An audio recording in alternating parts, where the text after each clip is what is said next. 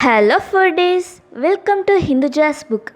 இன்றைக்கி நம்ம கிச்சனில் கிறிஸ்பியாக சூப்பரான ஒரு ஸ்நாக் ரெசிபி தான் பார்க்க போகிறோம். இந்த ஸ்நாக் ரெசிபி ரொம்ப சுலபமாக கம்மியான பொருட்கள் வச்சு டீ போடுறதுக்குள்ளார சட்டுன்னு சமைச்சு முடிச்சிடலாம். வீடியோக்குள்ளே போகிறதுக்கு முன்னாடி என்னோடய சேனலை புதுசாக பார்க்குறவங்க கீழே இருக்கிற ரெட் கலர் சப்ஸ்கிரைப் பட்டனை மறக்காமல் ப்ரெஸ் பண்ணிவிடுங்க. கூடவே பக்கத்தில் இருக்கிற பெல் ஐக்கானும் கிளிக் பண்ணுங்கள். இந்த ஸ்நாக்ஸ் செய்கிறதுக்கு ஃபஸ்ட்டு மிக்ஸி ஜாரில் காரத்துக்கு 3 காஞ்ச மிளகாயை உள்ளே சேர்த்துடலாம். இந்த ஸ்நாக்குக்கு நம்ம எந்தவித மிளகாத்தூளும் சேர்க்க போகிறது கிடையாது. அதனால் நீங்கள் ஸ்பைஸியாக சாப்பிட்றவங்களா இருந்தீங்கன்னா கூடவே எக்ஸ்ட்ராவாக 2 காஞ்ச மிளகாயை சேர்த்துக்கோங்க. இது கூடவே ஒரு கொத்து கருவேப்பிலையை சேர்த்துட்டு இதை ஜஸ்ட் 2 to 3 பல்ஸ் மோடில் விட்டு கிரைண்ட் பண்ணி எடுத்துக்கணும். இந்த மாதிரி உதிரியாக பவுடர் பண்ணி எடுத்துக்கிட்டால் போதும். அடுத்ததாக ஒரு மிக்சிங் பவுலில் 1 கப்பு கோதுமை மாவும் 1 கப்பு மைதா மாவும் எடுத்திருக்கேன். சப்போஸ் மைதா ஹெல்த்தியாக இல்லைன்னு நீங்கள் நினச்சிங்கன்னா மைதாக்கு பதிலாக கோதுமை மாவே கூட நீங்கள் யூஸ் பண்ணிக்கலாம். பிறகு இந்த ஸ்நாக்குக்கு தேவையான அளவு உப்பு, கூடவே 1 ஸ்பூன் சீரகம் சேர்த்துட்டு 2 டேபிள் ஸ்பூன் அளவுக்கு எண்ணெயை ஹீட் பண்ணி இதில் சேர்த்துக்கோங்க.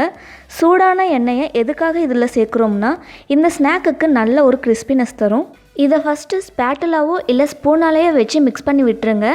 எண்ணெய் சூடாக இருக்கிறதால நம்ம டைரெக்டாக கையால் கலந்து விட முடியாது.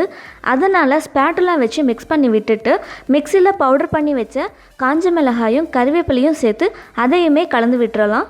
எல்லாத்தையும் கலந்து விட்ட பிறகு இப்போ இதில் கொஞ்சமாக தண்ணீர் சேர்த்து சப்பாத்தி மாவு பதத்துக்கு பிசைஞ்சு எடுத்துக்கோங்க. ரொம்ப சாஃப்டாக இல்லாமல் கொஞ்சம் கெட்டியாக இருக்கிற கன்சிஸ்டன்சிக்கு இந்த மாதிரி பிசைஞ்சு எடுத்துக்கணும். இது அப்படியே ஒரு 10 நிமிஷத்துக்கு ஊற வச்சிடலாம்.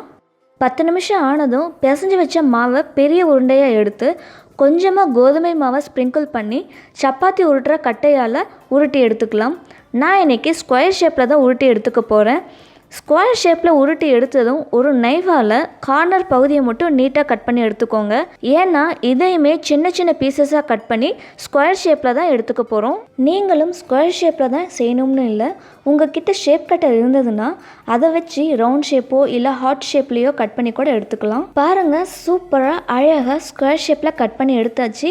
இதே மாதிரி எல்லா மாவையும் உருட்டி ஸ்கொயர் ஷேப்பில் கட் பண்ணி எடுத்துக்கோங்க. அடுத்ததாக கடாயில் ஃப்ரை பண்ணுறதுக்கு தேவையான அளவு எண்ணெயை சேர்த்து எண்ணெய் நல்லா சூடானதுமே ஸ்டவ்வை மீடியம் ஃப்ளேமுக்கு கொஞ்சம் கம்மியாக வச்சுக்கோங்க. இப்போ இதில் கட் பண்ணி வச்ச க்யூப்ஸை ஒன்றா எண்ணெயில் சேர்த்துடலாம். ஒரு 2 நிமிஷத்துக்கு 2 சைடுமே திருப்பி போட்டு ஃப்ரை பண்ணிக்கோங்க. சப்போஸ் ஸ்டவ் ஹை ஃப்ளேம்லேயோ இல்லை எண்ணெய் ரொம்ப சூடாகவோ இருந்ததுன்னா இந்த க்யூப்ஸ் போட்ட உடனே சீக்கிரமாகவே இது கரியின மாதிரி ஆகிடும். அதனால் ஆயிலோட சூடுத்தன்மையை கம்மியாகவே இருக்கட்டும். பாருங்கள், இந்த மாதிரி கலர் சேஞ்ச் ஆனதுமே டிஷ்யூ பேப்பரில் எடுத்து சர்வ் பண்ணிடலாம். இதையே இன்னொரு விதமாக கூட செய்யலாம். அது எப்படின்னா, இந்த க்யூப்ஸை எண்ணெயில் சேர்த்துட்டு பூரி கரண்டியால் லைட்டாக உள்ளே ப்ரெஸ் பண்ணி விடுங்க. அது ரொம்பவே சூப்பராக அழகாக உப்பி வரும். இந்த மாதிரி செஞ்சு கொடுத்தீங்கன்னா வயசானவங்களும் ரொம்பவே விரும்பி சாப்பிடுவாங்க. சில பேருக்கு பல் இருக்காது, அதனால் அவங்க ஹார்டான ஸ்நாக்ஸ் வெரைட்டிஸை அதிகமாக எடுத்துக்கவே மாட்டாங்க. ஆனால் இந்த மாதிரி செஞ்சு கொடுத்தீங்கன்னா ரொம்பவே விரும்பி சாப்பிடுவாங்க.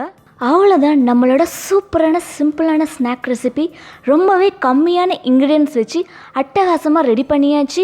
இந்த ஈவினிங் ஸ்நாக்கை வீட்டில் எல்லாருக்குமே செஞ்சு கொடுத்து என்ஜாய் பண்ணுங்கள். இந்த ரெசிபியை ட்ரை பண்ணி பார்த்துட்டு எப்படி இருந்ததுன்னு கமெண்ட் செக்ஷனில் சொல்லுங்கள். உங்களுக்கு இந்த ஸ்நாக் ரெசிபி பிடிச்சிருந்துச்சுன்னா லைக் பண்ணுங்கள், ஷேர் பண்ணுங்கள், மறக்காமல் சப்ஸ்கிரைப் பண்ணுங்கள். தேங்க்யூ.